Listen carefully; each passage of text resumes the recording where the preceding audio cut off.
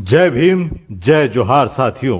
क्या आप जानते हैं भारत के संविधान द्वारा दिए गए अनुसूचित जाति जनजातियों का आरक्षण अब खतरे में आ गया है, क्योंकि माननीय सुप्रीम कोर्ट ने एससी एसटी वर्ग के आरक्षण में और उपवर्ग बनाने का आदेश दे दिया है।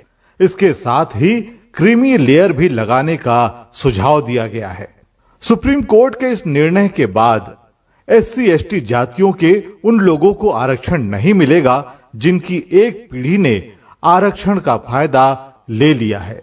बाबा साहब ने बड़ी कठिनाई से जिन पिछड़ी अछूत जातियों को सूचीबद्ध कर एकजुट किया था, उनमें अब फूट पड़ जाएगी। क्या आप चाहते हैं एससी एसटी के लोग आपस में लड़ें? क्या आप चाहते हैं कि आपके बच्चों को आरक्षण जैसी सहूलियतें ना मिले?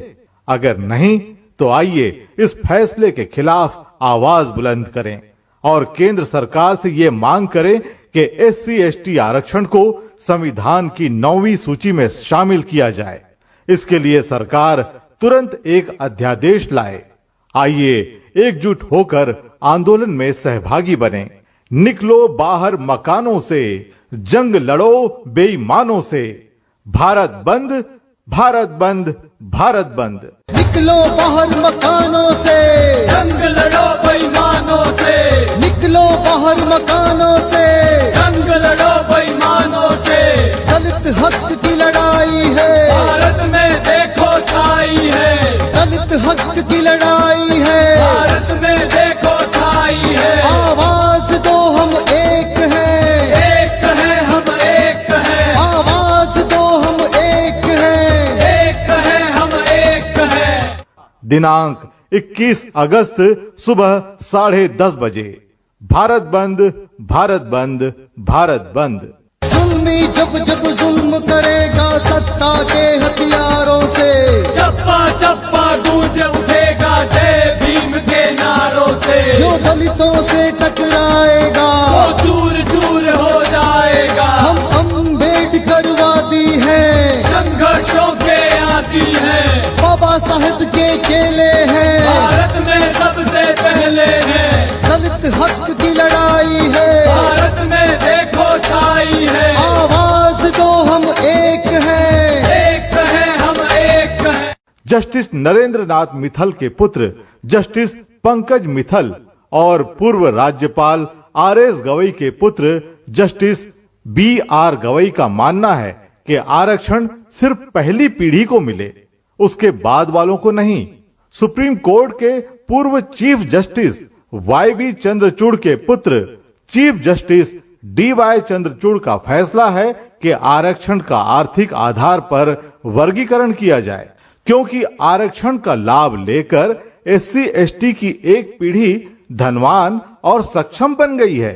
इन सभी के कहने का मतलब ये है कि जो लाभ पिता को मिला वो लाभ पुत्र को ना दिया जाए, और ऐसे आदेश देने वाले स्वयं कॉलेजियम सिस्टम का लाभ ले चुकी अपनी पहली पीढ़ी यानी पिता दादा या उनके मित्रों के नामांकन पर बिना किसी परीक्षा के इन पदों पर पहुंचे हैं। ये लोग अपने बच्चों को भी इसका लाभ देंगे, लेकिन एससी एसटी वर्ग के बच्चे जिनको आज भी सामाजिक भेदभाव के कारण पीछे रखा जाता है, घड़े से पानी पीने पर, घोड़ी पर बैठने पर, अच्छे कपड़े पहनने जैसी छोटी छोटी बातों के लिए मार डाला जाता है, उनको आरक्षण के इस लाभ से ये लोग वंचित करना चाहते हैं। इसलिए हम मांग करते हैं कि उच्च और सर्वोच्च न्यायालय में न्यायाधीश की नियुक्ति का कॉलेजियम सिस्टम खत्म कर परीक्षा द्वारा इनकी नियुक्ति की जाए। इसलिए आइए 21 अगस्त के आंदोलन को सफल बनाइए। निकलो बाहर मकानों से, जंग लड़ो इन बेईमानों से। एससी एसटी ओबीसी एकता जिंदाबाद, जिंदाबाद। साथियों, ये उम्मीद थी कि आजादी के इतने सालों बाद जातिगत भेदभाव और नफरत की मानसिकता खत्म हो जाएगी, लेकिन आज भी गांव से लेकर महानगरों तक, शिक्षा संस्थानों से लेकर न्यायिक संस्थानों और खेल तक में हर जगह एससी एसटी के वर्ग के लोगों को अपमानित और वंचित रखा जाता है। इस वर्ग का इंसान चाहे कितनी भी ऊंचे पद पर पहुंच जाए, उसे भेदभाव और छुआछूत का शिकार होना पड़ता है। मुख्यमंत्री ही क्या, राष्ट्रपति तक के छू जाने से मंदिर और मकान धुलवा लिए जाते हैं।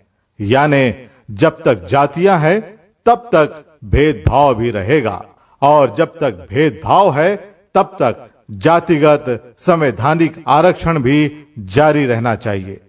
इस वर्ग का इंसान चाहे कितनी भी दौलत हासिल कर ले, उसके साथ जातिगत व्यवहार नहीं बदलता। ऐसे में कैसा क्रीमी लेयर, कौन सा क्रीमी लेयर? ओबीसी वर्ग में भी क्रीमी लेयर की शर्त डालकर ओबीसी आरक्षण को लगभग शून्य कर दिया गया है। हमारी मांग है कि ओबीसी वर्ग के आरक्षण से क्रीमी लेयर की शर्त को समाप्त किया जाए। इसलिए आइए 21 अगस्त के आंदोलन को सफल बनाएं। निकलो बाहर मकानों से, जंग लड़ो इन बेईमानों से। एससी एसटी ओबीसी एकता जिंदाबाद जिंदाबाद। साथियों, पिछले संसद सत्र के बीच 1 अगस्त 2024 को एससी एसटी के खिलाफ एक असंवैधानिक फैसले से संविधान की हत्या की गई है। लेकिन बड़ी बड़ी पार्टियों के एक भी एससी एसटी सांसद ने इस पर संसद में कोई सवाल नहीं उठाया। संविधान बचाने के नाम पर जीती हुई इन पार्टियों ने भी संसद में संविधान को बचाने के लिए कुछ नहीं कहा। आइए उन सांसदों विधायकों से सवाल करें कि वो हमारे वोट लेकर बेईमान क्यों हो गए। सड़क और रैलियों में बोलने के बजाय संसद में क्यों नहीं बोले। आइए इस आंदोलन के जरिए हम उन्हें संदेश दें कि सड़क पर नहीं बल्कि संसद में इस असंवैधानिक आदेश के खिलाफ आवाज उठाकर अध्यादेश लाएं, वरना यह साबित हो जाएगा कि संविधान बचाने का नारा झूठा था। तो इसलिए आइए 21 अगस्त के आंदोलन को सफल बनाइए। एससी एसटी ओबीसी एकता जिंदाबाद जिंदाबाद। निकलो बाहर मकानों से, जंग लड़ो बेईमानों से, निकलो बाहर मकानों से, जंग लड़ो बेईमानों